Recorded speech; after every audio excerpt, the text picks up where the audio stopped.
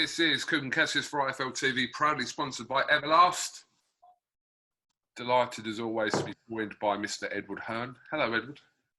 Hello, KUGAN. You taking a well-earned break there? Yes, just No, I didn't mean from the UK. I meant ducking out of parental responsibility.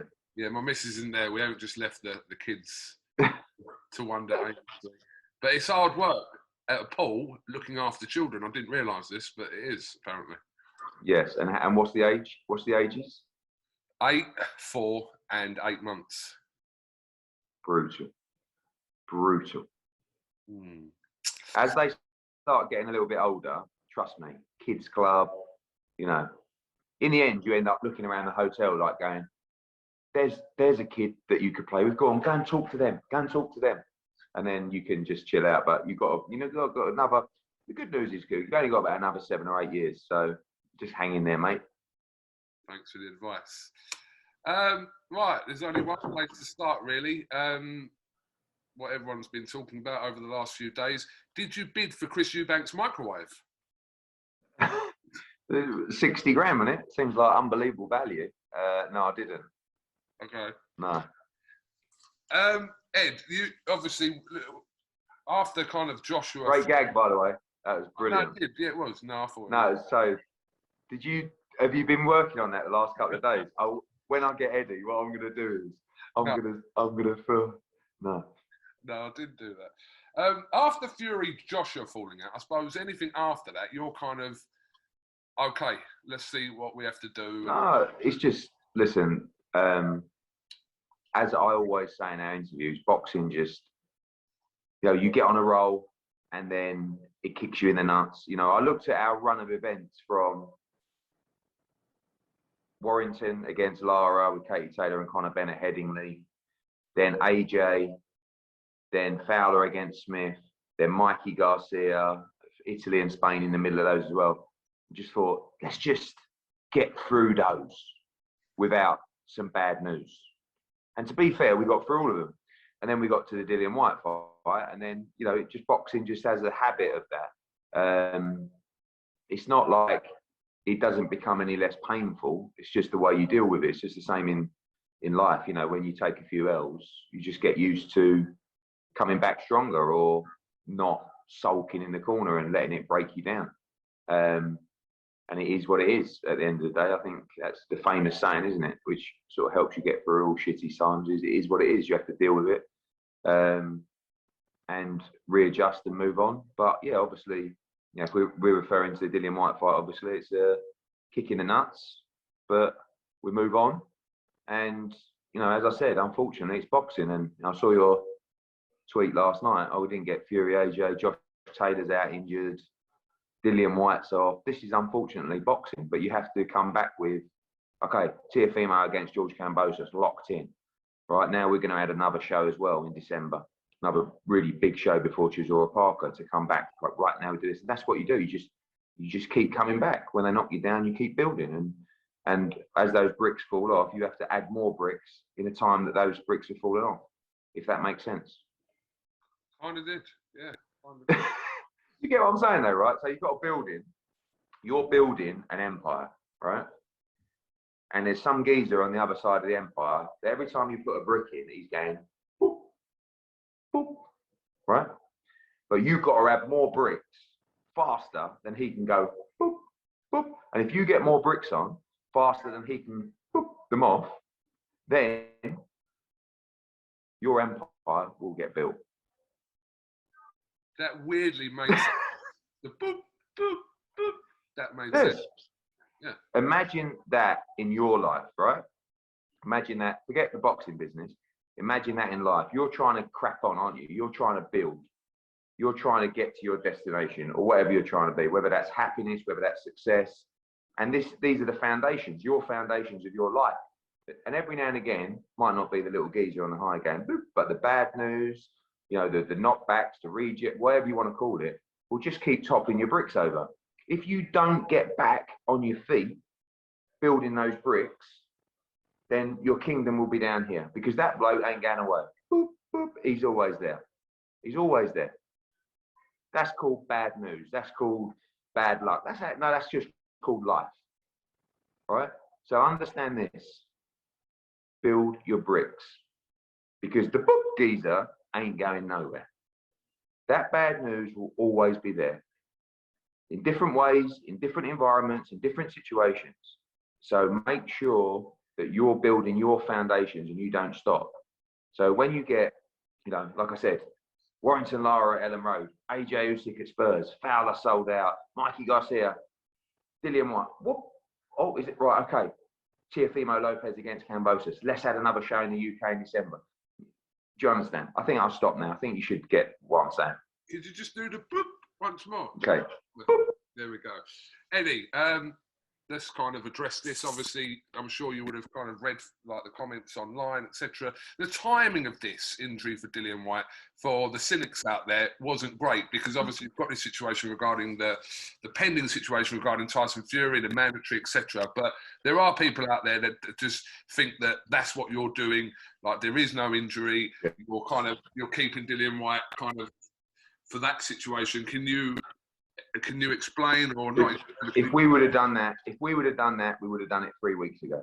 There's no value. Dillian Whyte has been paying. He's got 4 or 5 sparring partners out in Portugal.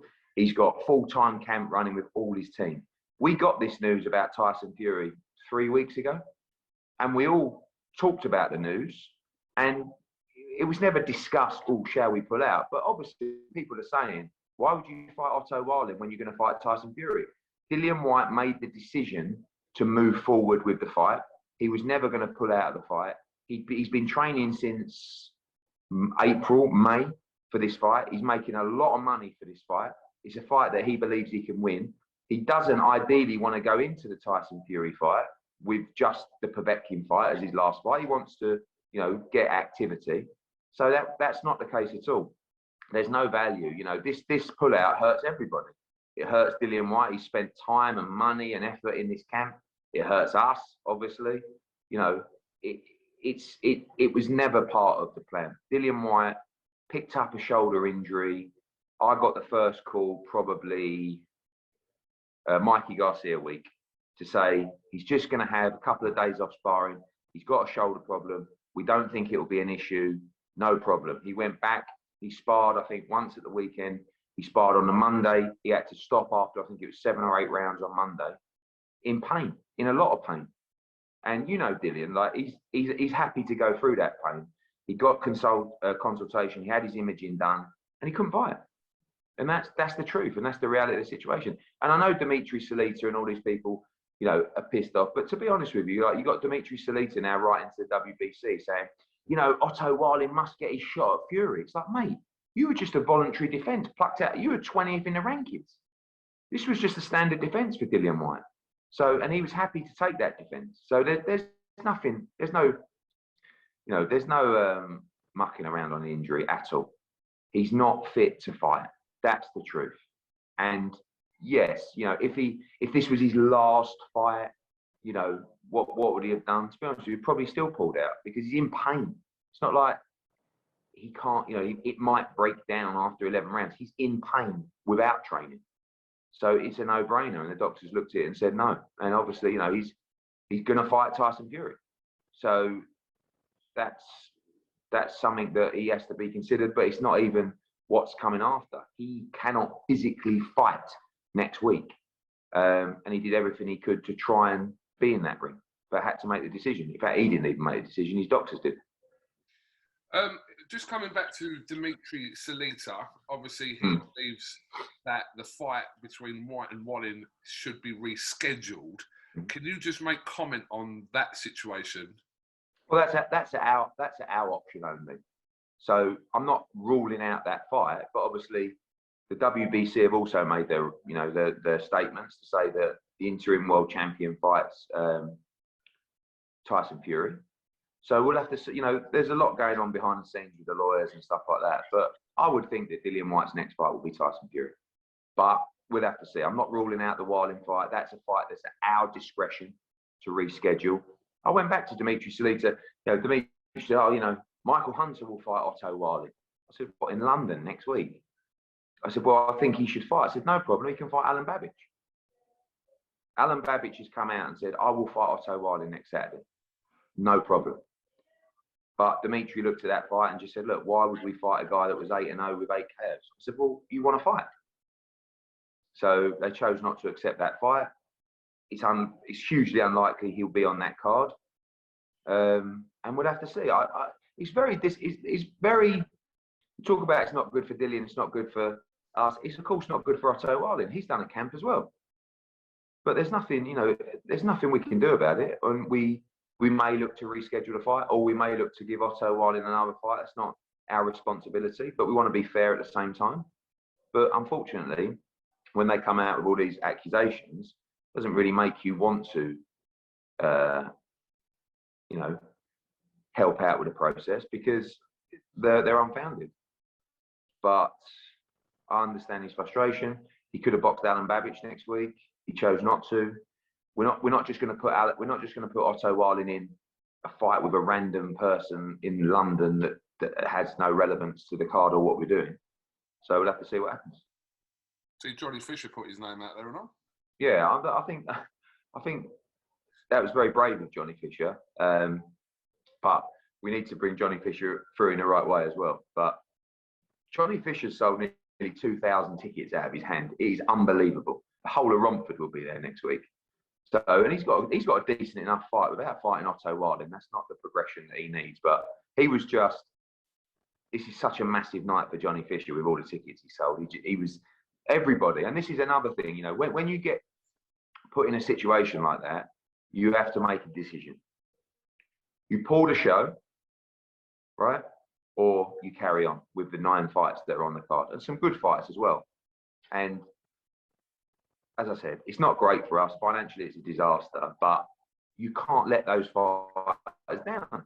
One, because you're obliged to give them activity, and two, you don't want to let them down. They've been in camp. They've put time, money, effort into making that date. So people like Chantel Cameron, who's got a legacy fight, quite frankly, unification ring magazine belt. I want to see it.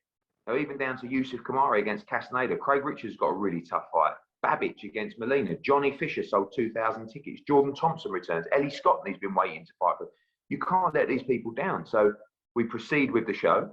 And, Dillian, who I expect to probably be out for, I don't know, weeks of rest rather than months of rest, should be back in the ring early next year as well. And hopefully that's against Tyson Fury.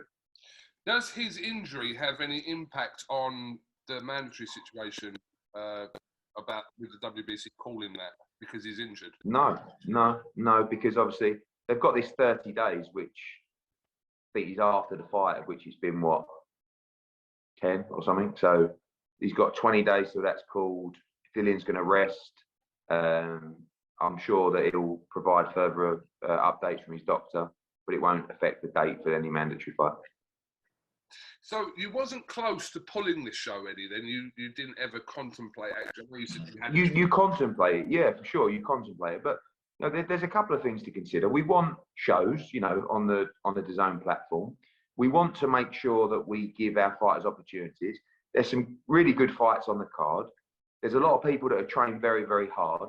There's a lot of people individually that have sold tickets. Someone else said, "Oh, I heard tickets weren't going very well." The tickets were absolutely fine. We're at nearly 11,000 for that show. Now, obviously, we're saying to people, you can still come, or you can get a full refund from your point of purchase. But obviously, individuals have sold tickets. It's not like, like I say, Johnny Fisher, nearly 2,000. Ellie Scotney, Craig Richards, Yusuf Kamari, they're all in big defining fights. Chantel Cameron. So it's easy to walk away and just say, "Oh, sorry, guys, you'll have to come back later in the year or maybe next year." That's not fair to the fighters. There's fights that I want to see. There's fights that need to take place. And it was more a decision. Ultimately, we can't do it without the backing of our broadcaster. Because if DAZN would have said, "No, we'll just leave the show and we'll just do another one in December," that's not what they're about. They want to protect the fighters, they want to support the fighters, and they want to provide shows on the schedule. Yes, it doesn't carry Dillian Whyte. Now we're going to be moving forward, putting another show in the UK schedule that wasn't originally planned, that will go before Chisora Parker. And that's how you bounce back, as I said.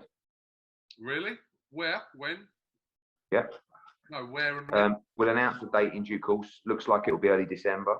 And we've got 2 huge cards to close the year, which is Aura Parker, and now we're going to add another one. Looks like early December, which we'll announce in due course.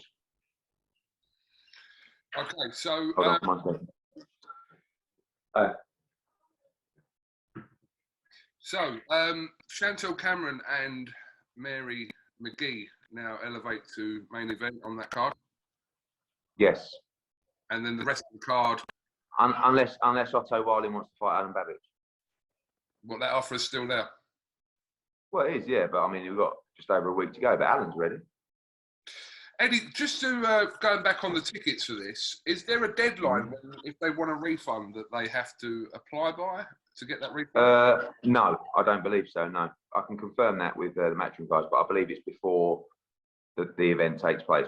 But listen, if you're not coming, get your refund in. If you're still coming, great. We'll see you there. We'll have a great night. But unfortunately, a lot of people said, "Well, could you discount the tickets?" And I'm paying this, but I'd come if it was. I said, it's just impossible. It's a logistical admin nightmare. So it's just, look, this is the situation. You're always entitled, when a main event falls through, full refund, of course, and that's available to you guys. I'm sorry for any inconvenience. It's completely out of our hands. We're still going to have a great night at the O2. We hope you can join us there. Okay. Right. Let's talk about Mr. Anthony Joshua. What is the situation regarding Anthony Joshua? Obviously, his gym visits to see various trainers in the US. What's the situation with Robert McCracken?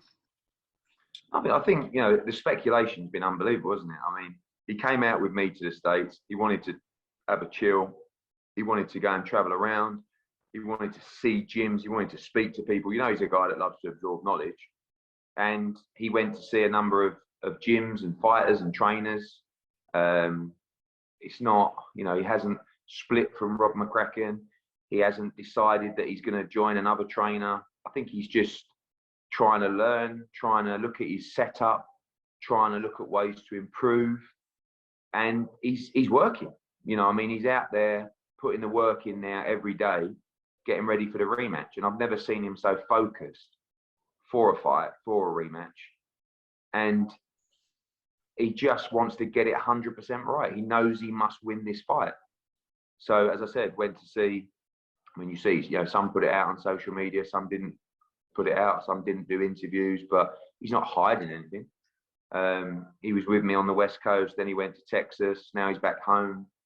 So it's just a case of taking in information.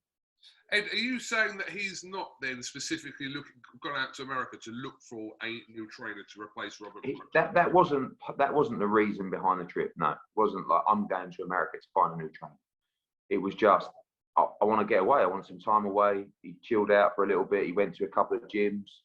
He went to see obviously Canelo and watch him spar, talk to him. Met with Eddie Reynoso, as you've seen. Charlo's, Ronnie Shields, these guys. There's a number of other gyms he went to as well. It wasn't necessarily just to focus on, meeting trainers. It was just going. It might be more to do with the setup and where he trains as well. Does he need a new environment to train in? Does he need a new energy? I suppose. But he was also training out there. He took a number of his training team with him. It's not like he's out there on his own. And just thinking on his feet, just working, just focused and like I said, training now and just looking at ways to improve and make sure he wins a rematch. Ed, could he also be exploring the possibility of just adding someone to the team? Like, I'm not saying alongside McCracken, could he be looking for someone to come in as well, to add to his team? Yeah, it's not, honestly, it's not. There is absolutely no definitive mindset or answer or whatever. It's just experiences. It's just looking at different gyms, looking at training, looking at where he could station himself, set himself. It doesn't mean, oh yeah, AJ's moving to America. It's not. But it's just he's a very driven individual, right? So since this defeat, all he's thought about is how to win this rematch. And while he's got this downtime, this is the kind of individual AJ is. He's not partying. He's not going on holiday. He's not out enjoying himself. He just wants to get it right. So he's driven by that. And this whole experience is just learn, talking, you know, set up, gyms, environment, trainers, training. What have I got to change to make sure I win this fight? And again, people love to criticize AJ, strangely. He's focused, mate, and he's out there. He's grafting, he's grinding, he's making sure that he's in a position to win this fight, and he won't leave any stone unturned to do that. Eddie, what is the latest with the rematch with Alexander Usyk? Any development? Nothing. Alex Krasuk is, I believe he's having a brief holiday, and we said we'd catch up end of October, early November. We'll sit down and we'll plan the date and the location for the rematch. Okay, but originally you said like February, March. Are we looking more like March? March, yeah, March. I think March is realistic. Yeah, March, around March. And is UK still the front runner? I think so. Yeah, I'd like to do it back in the UK. I mean, like I said, we've had approaches, offers. It's a huge fight, and there'll be a lot of people wanting to stage it. But I would like to do it back in the UK. But everything's going well with that. You don't expect any kind of twists and turns in that. Absolutely not. You know that they know their obligation. Team Usyk's very happy to take the rematch. You know, they're going to make a huge amount of money, and they believe they're going to win the fight. For AJ, there's no other fight. I mean, he's seen comments from people and step aside this, step aside that. Mate, absolutely not in a million years. He's fit, and while he's fit and strong and focused as he is, there's only one fight he's got his mind on.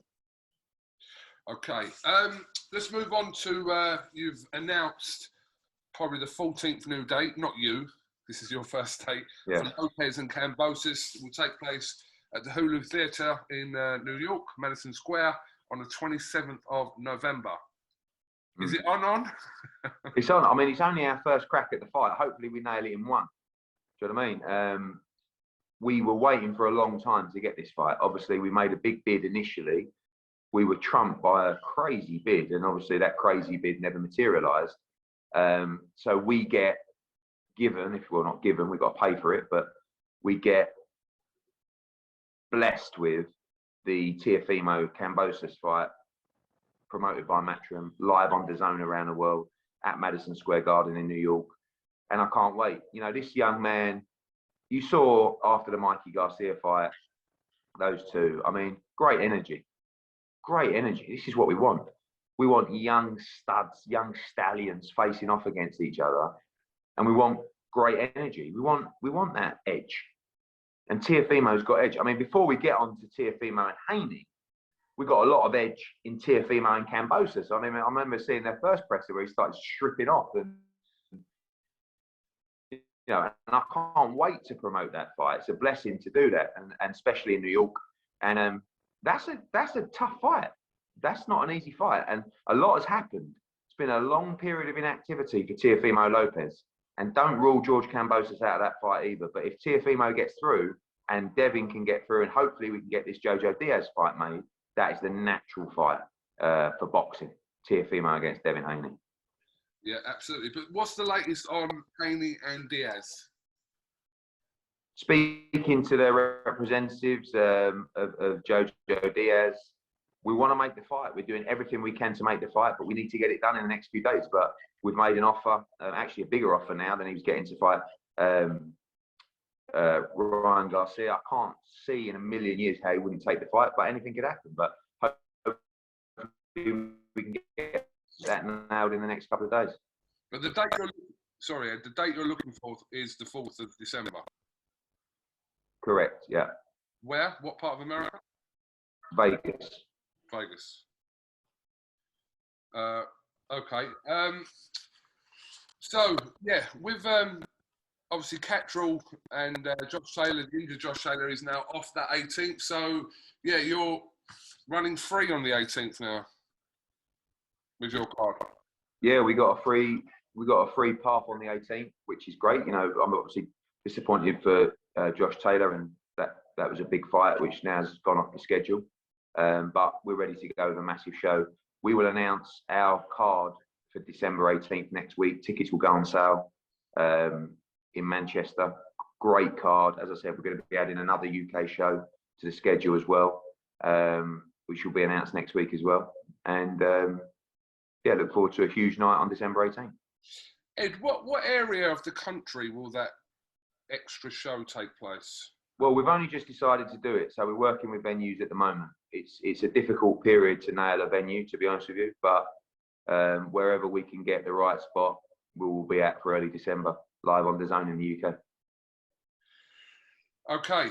Well, listen, I appreciate that you are on holiday, Edward.